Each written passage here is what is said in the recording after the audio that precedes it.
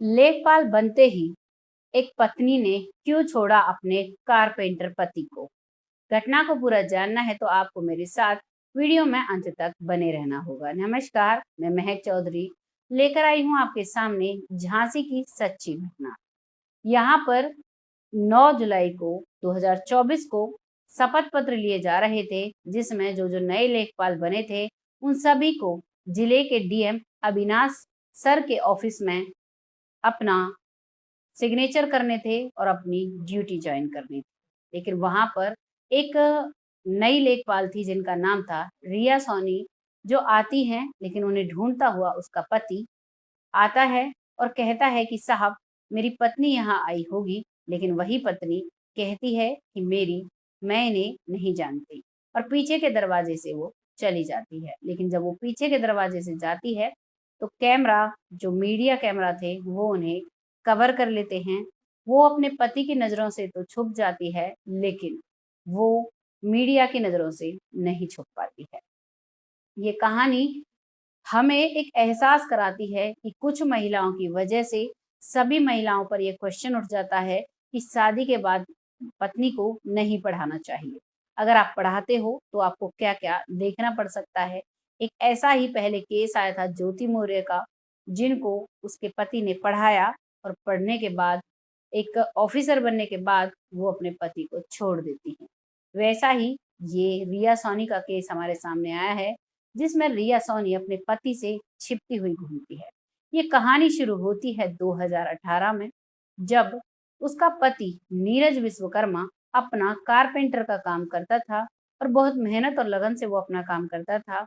तभी रिया सोनी टकराती है नीरज विश्वकर्मा से और दोनों को आंखों ही आंखों में प्यार हो जाता है। जब दोनों शादी के लिए मन बनाते हैं और अपने अपने परिवार वालों से पूछते हैं तो लड़की के परिवार वाले साफ मना कर देते हैं। वो कहते हैं कि हमें तुम्हारी शादी इसके साथ नहीं करनी।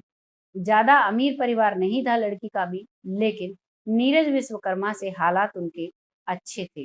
लेकिन घर वालों की मनाही के बावजूद भी जो रिया सोनी है वो नीरज विश्वकर्मा से मंदिर में शादी कर लेती है। कुछ लोग राजी थे, वो लोग मंदिर में आते हैं और उन दोनों की शादी हो जाती है और अब रिया सोनी और विश्वकर्मा बड़े ही प्यार से रहने लगते हैं।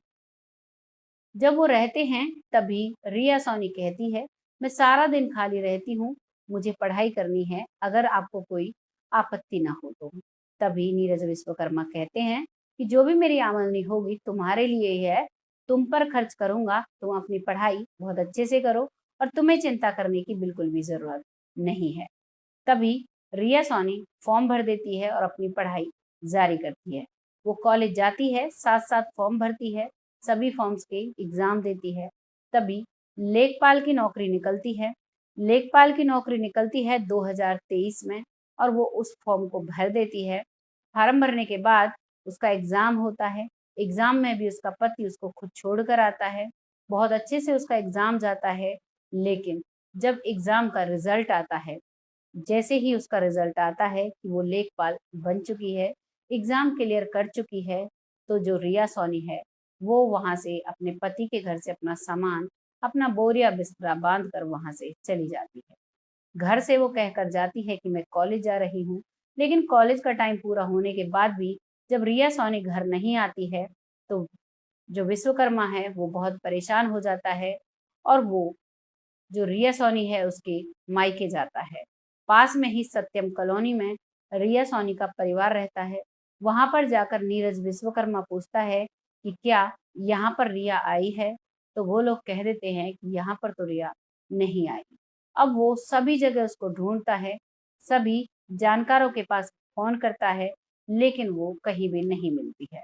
जब कहीं भी वो नहीं मिलती है तभी उसे पता चलता है कि डीएम ऑफिस में 9 जुलाई 2024 को शपथ पत्र लिया जाएगा और जितने भी नए लेखपाल हैं उन सभी को वहां आना होगा। तो वहां पर जो नीरज विश्वकर्मा है वो अपनी पत्नी को ढूंढने के लिए पहले से ही वहां बैठ जाता है। लेकिन जब वो बैठता है तो उससे पहले ही उसकी पत्नी और काफी जो नए लेखपाल थे वो अंदर जा चुके थे। काफी समय इंतजार करने के बाद जब उसकी पत्नी बाहर नहीं आती है तो वो अंदर जाता है डीएम ऑफिस में और वहां अविनाश जो डीएम थे उनसे पूछता है कि सर मेरी पत्नी रिया सोनी है क्या यहाँ पे। तभी वो कहते हैं कि रिया सोनी थी तो, लेकिन वो तो पिछले रास्ते से चली गई। इतना सुनते हैं जो नीरज है वो रोने लगता है और बहुत परेशान होता है। वो कहता है कि उसे क्या हुआ है, वो मेरे बुलाने पर क्यों नहीं आ रही है, क्यों मेरा फ़ोन नहीं उठाती है, क्यों वो मुझसे मिलना नहीं चाह रही है, आखिर मुझसे गलती क्या हुई? तभी अविनाश हैं, वे उसका धीरज बंधाते हैं और उन्हें एक गिलास पानी पिलाते हैं और पूछते हैं आखिर क्या हुआ? तभी नीरज विश्वकर्मा उन्हें बताते हैं जो भी सारी कहानी थी, किस तरीके से वो लोग मिले, किस तरीके से उनकी शादी हुई और किस तरीके से उसे उन्होंने पढ़ाया। जैसे ही अविनाश के सामने ये सारी बातें आती हैं डीएम के सामने, तो वो बहुत हैरान थे कि क्या कोई महिला इतनी बेकार हो सकती है कि जिस पति ने बड़ी मेहनत से उसे पढ़ाया, उसी को एक पल ना लगाए एक नौकरी मिलने की वजह से। लेकिन ये जीता जागता एग्जाम्पल उनके पास था। तभी डीएम साहब कहते हैं कि देखो ये तो उसकी अपनी मर्जी है, वो आए या ना आए, इसमें हम कुछ नहीं कर सकते, लेकिन तुम्हारी कहानी बहुत दर्द भरी है।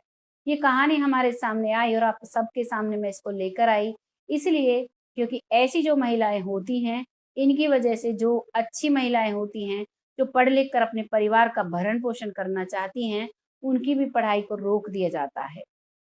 एक बुजुर्ग लोगों की एक कहावत होती है कि जो हाथ की 5 उँगलियाँ होती हैं, वो एक समान नहीं होती, सभी अलग-अलग होती हैं।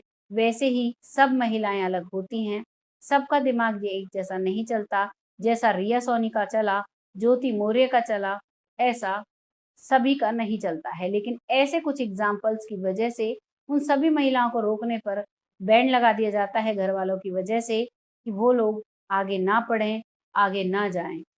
क्या ये सही है? आपको क्या लगा इस कहानी को सुनकर? अपनी राय कमेंट बॉक्स में ज़रूर दीजिएगा। जो भी मेरे पेज पर नया है, मेरे पेज को फ़ॉलो कीजिएगा और जो भी मेरे चैनल पर नया है, मेरे चैनल को सब्सक्राइब कीजिएगा। आप लोगों के सपोर्ट से ही हम हैं। अगर आप लोगों का सपोर्ट मिलता रहता है, लाइक और कमेंट्स आते रहते हैं, तो इससे हमारा मोटिवेशन अप होता है। हमें और नई कहानी आपके सामने लाने का जज़्बा मिलता है। बहुत जल्द फिर आती हूँ ऐसी एक सच्ची घटना के साथ। तब तक के लिए जय हिंद, जय भारत।